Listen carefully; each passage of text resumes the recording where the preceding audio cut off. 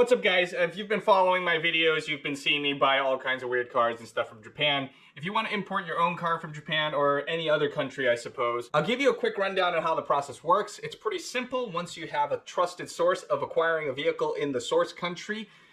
In terms of speaking of Japan, because that's where I'm doing this currently, I use Rodrigo Sato. He's at Car Deal Page. He is fantastic with doing all this stuff. He's not paying me to do this. I'm just telling you that he's fantastic, and I've bought 9 cars from him now, I think.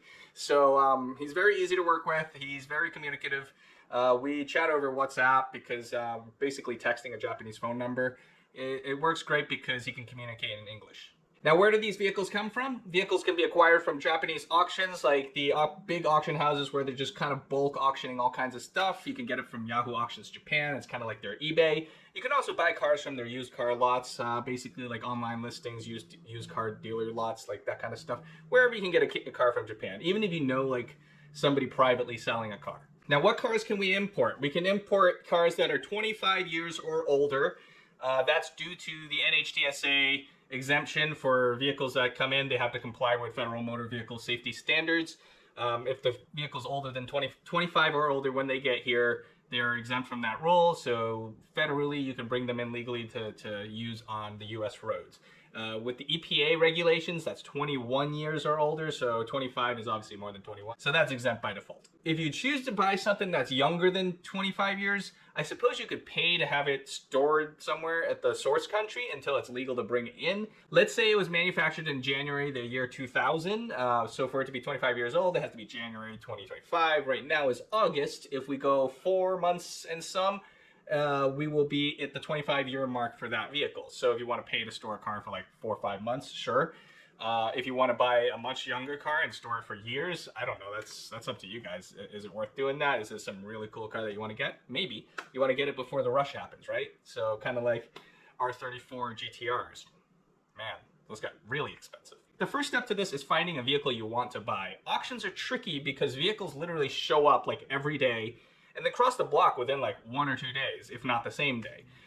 So there isn't much noticed on vehicles that show up at auction. If you kind of want something, you browse and it shows up, I mean, that's the thing you're going to bid on, right? Unless you're present in Japan to be able to go to the auction lot at the specified location. It could be somewhere in Tokyo, it could be somewhere in, I don't know, in the southern part, like the Hiroshima area.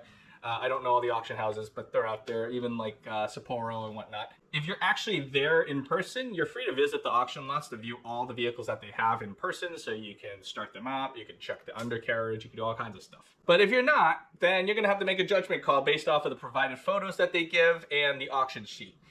Provided photos are not so good. I always say that it looks like a camera from like 2000 and it's like 1 megapixel taken of the car from like 20 feet away.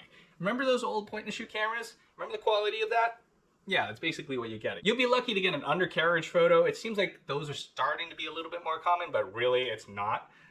There's sometimes a roof photo, and then sometimes they give you more than one interior shot of whatever angle of their choice. Sometimes there's only like 3 photos. I really don't understand why it has to be like this. I mean, I understand there's probably hundreds of thousands of cars there, so they probably don't have time to take like 20 photos of each car. Fair. It's just an auction. It's like the dumping ground where people just kind of bid on stuff. That's where you kind of get stuff cheap. So you could get something real good for real cheap just because that's just how the process is. I mean, sometimes there's like absolute pieces of crap that you could buy too, but generally you can tell that it's a piece of crap and you wouldn't bid on it. When you first start doing it, and even though I'm like, I'm like 14 cars into this, well, maybe less. Not all of them are auction, but still, I'm over 10 cars into this. It's still an overwhelming experience, especially like if you're trying to look for something specific and you're just all over it. But after you get the gist of it, you're gonna get hooked. And that's why I'm about 13, 14 cars into Japanese auctions. Buying a car through the auction is fairly rough. I mean, as I was saying earlier, there are usually just a handful of photos. You're lucky to get a roof and undercarriage photo, right? Sometimes you get a nice photo, sometimes you don't. There are really 3 things I generally look for when I choose to decide if I want to spend any effort further looking into a specific vehicle at one of these auctions based off of the initial like few photos. Is there any rust on the body shown on the auction sheet? Is it obvious that you can see rust in the pictures? Is there an undercarriage photo with rust? I don't know, something like that. If there's anything questionable, I would just pass because I don't want to deal with rust buckets. Number 2, I would check the auction sheet for the glass condition. If there's any chips or cracks on the glass, I usually pass on that too, especially when it's on the windshield. And the third thing that I find most important is the upholstery condition, or like the interior condition. If there's any like tears and stuff on this stuff, I don't really want to deal with that either, so I would just pass on that particular car. Some other things I would look for, I generally look for vehicles with less than 100,000 kilometers on them. The Japanese vehicles usually don't have a lot of mileage. I mean, some do, but not all cars. If possible. If not, it is what it is. I just kind of consider that into like the price I'm willing to pay. I'll just kind of go a little bit less. After the first time of doing this really and getting like the initial batch of stuff when I kind of just jumped at stuff because, oh, that was cheap, whatever I wanted.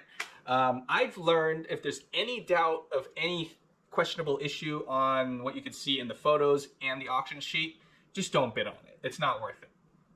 Maybe unless you can get it for really cheap, but you know, it's better to spend your money on something nicer, right? Every day these vehicles roll in. I mean, there are tons of vehicles that show up in these auctions every day. So especially if you're looking for something more common, like a Honda Acti truck, a Suzuki Carry truck, whatever, there's literally millions of those things. So if it looks questionable, forget about it, just move on. If you're looking at something more rare, say like the AutoZam AZ1 above me or Suzuki Cara that you can't really see right now, but this you could probably give a little bit more leeway on because it's not common to have one. Plus, there's not that many of them left in the world.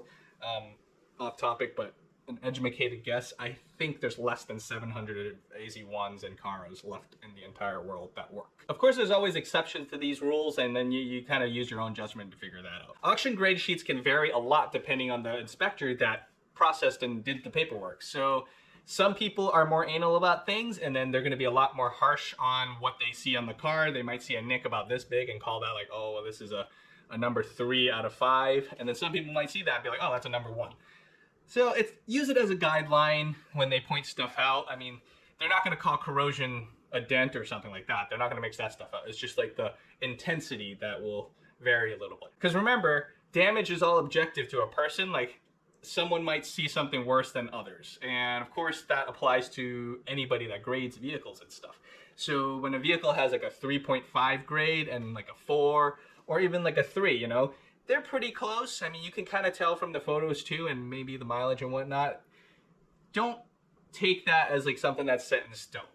Check the notes to see if they mention stuff that you can't even see in the photos, but basically just kind of use it as supplemental information, like even if it's an R grade. So an R grade, I've learned that if the seller does not pay to have it inspected, it's automatically an R grade. If the car has been repaired for some reason, like say a minor fender bender where, I don't know, where they replaced the bumper, that's also an R grade because it's repaired. So how do they know? I'm not sure. So what if like an accident got missed? It's kind of like Carfax. If an accident was never reported to your Carfax, is your car not repaired? I mean, like I said, it's not that big of a deal.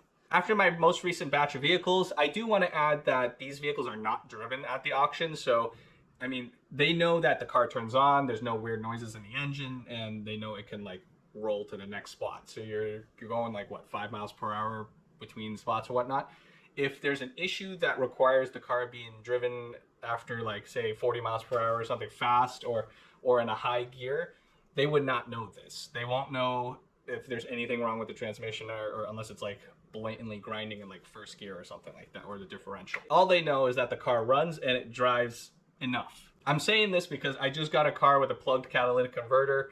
The overheat light turned on when I took it for a little test drive, maybe like 15-minute drive, and it started losing all kinds of power at above 4,000 RPM. You could step on the gas, it was slowly rev, but there's no power. That would have never been found or known unless you warmed it up and tried to drive it normally around a neighborhood, not just putting around the parking lot at low speeds. Another car I got, it had a worn transmission between first and second gear, like the hub low speed thing. Basically the part that pops the vehicle into first or second gear when you shift it. That part is worn out. A mechanic looked at it. He thinks it's because somebody would rest their hand on the shifter while they're driving. And I mean, the car has like 80,000 miles or so on it.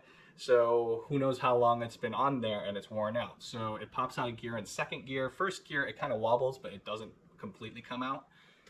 That's also something you'll never really notice when you're driving. So it doesn't happen all the time, but it happens. It's worn out. It is what it is. And one of those cars also has a winding front differential.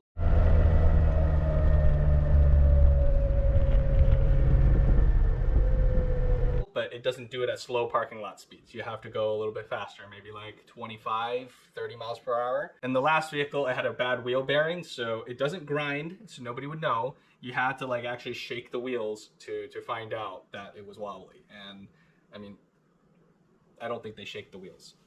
There is a little caveat to this. The vehicles can be serviced before they leave, so theoretically you could ask to have them checked out and then pay for the services or whatever, but I'll get into that later. Now, the regular Japanese auctions are too much for you because of all the little details and whatnot, all the things to look out for. I mean, not all the cars like this. Things just happen. It is what it is. You're buying a used car. They're over 25 years old. But you can also find cars on other places like Yahoo Auctions. Yahoo Auctions is like the Japanese version of eBay, I guess. Everything's in Japanese. You will have to either use a translator or one of the proxy buying sites like Buyee, 500 Yen Shop or something, just to browse the stuff, like parts and stuff if you want to buy. But if you're going to buy a car, you can't use those services.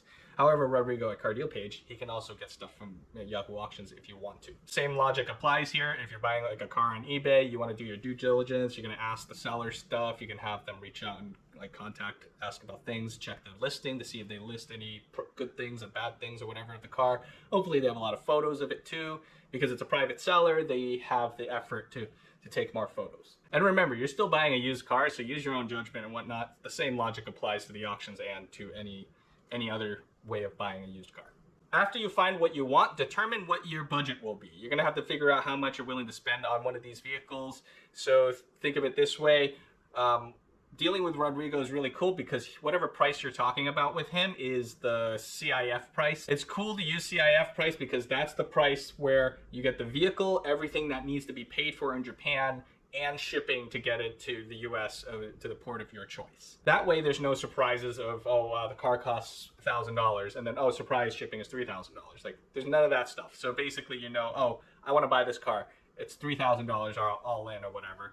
If you can get it for less, great. If not, okay, it is what it is, so $3,000. But if it's over, then they're gonna ask for approval or whatnot, but if it's not, then it's fine. Usually, whenever I've like said I'm willing to pay whatever for a car, it usually comes in under, unless it was something I really wanted, and it was a competitive, like somebody else was bidding on it too. There are fees in Japan, so for example, you're gonna buy a vehicle, it's gonna be X amount of dollars, and then of course, the exporter, so Rodrigo and Car Deal Page, they have to make a commission on it, so there's that fee that you're gonna pay.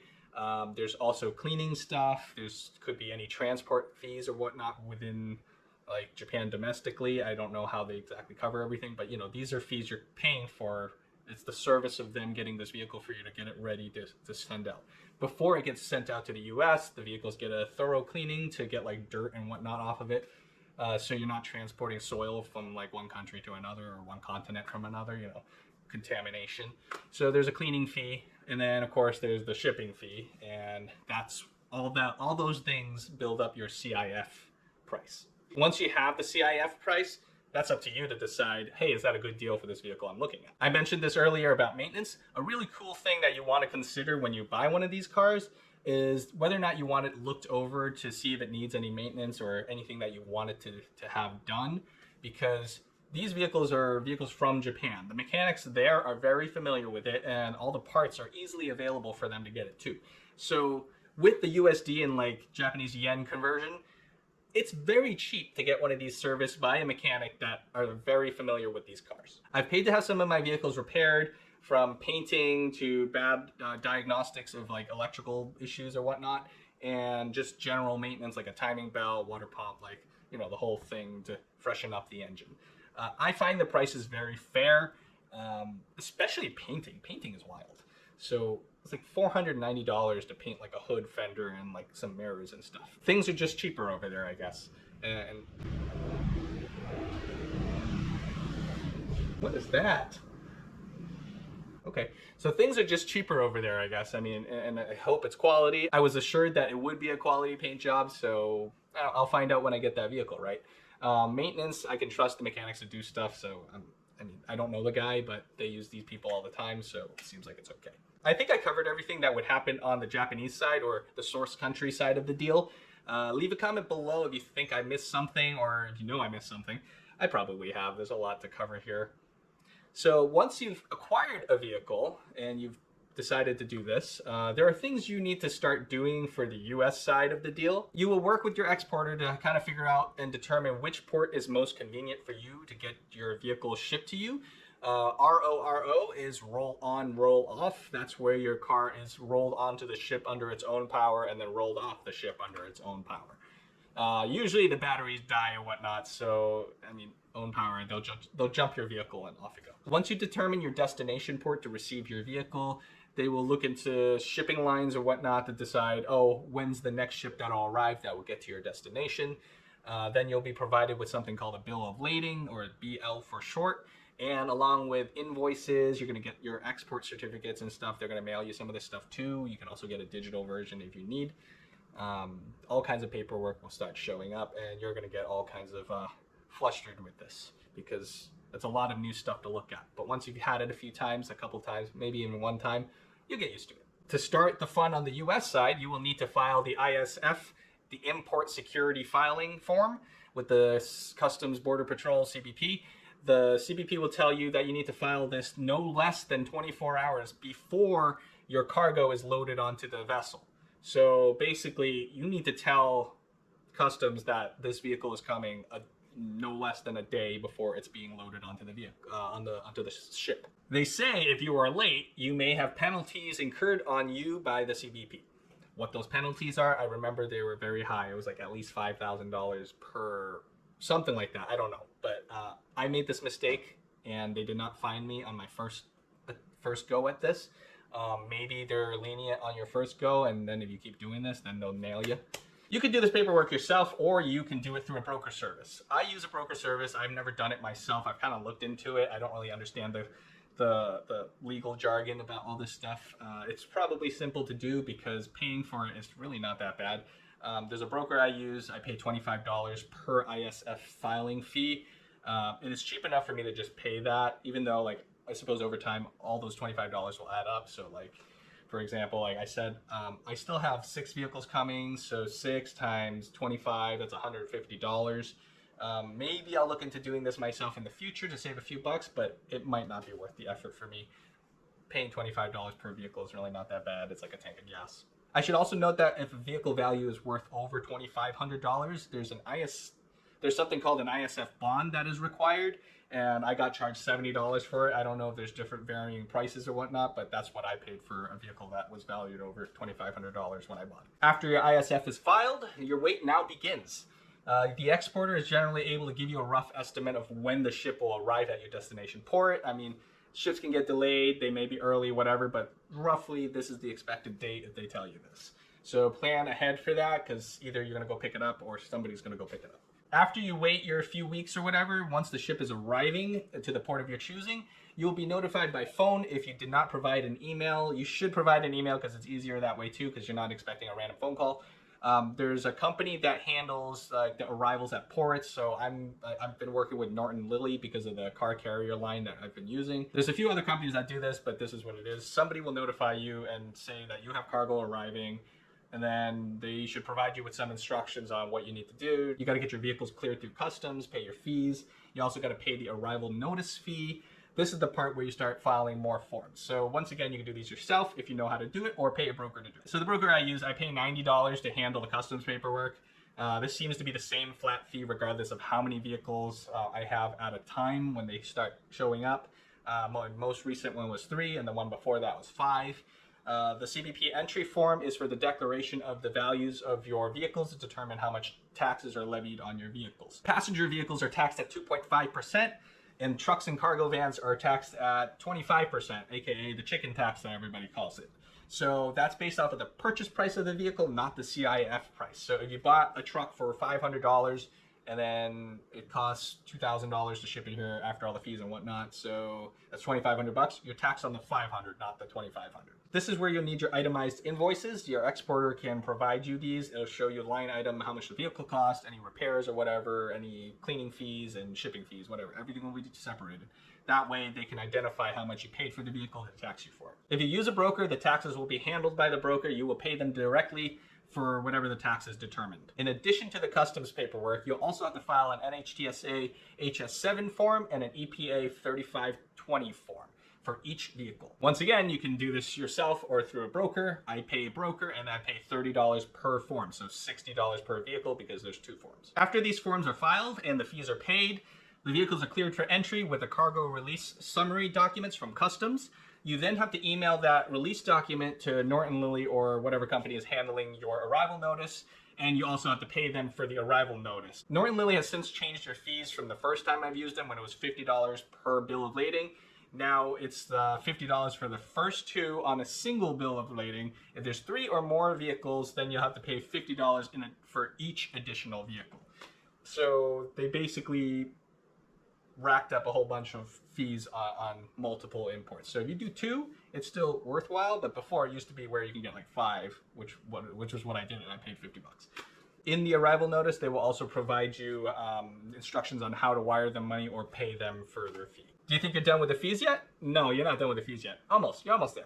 So the ports usually have a fee that you have to pay for each vehicle that arrives. You'll have to contact the port with the info in the arrival notice to find out what the fees are and how much and where you got to pay. So for Newark, they accept payment by Pay Cargo. It's a website. You can go to pay fees like this type of stuff. I have to email someone to ask them for the price that I need to pay, and then they'll tell me like how much I need to pay to release the cargo and what to enter in the details and whatnot when I make the payment. So at Newark, for cars, SUVs, and trucks, they are $35 per vehicle. Now, after you pay all of these things, I think you're pretty much done paying fees. So bring your delivery order you will get from filing your paperwork, the customs paperwork. So your broker will supply this. I don't exactly know what happens if you do it yourself, but you're gonna have a delivery order. Make sure your delivery order contains these pieces of information. You're gonna need the VIN, you're gonna need a description of the vehicle, 1996 Suzuki Carry, for example.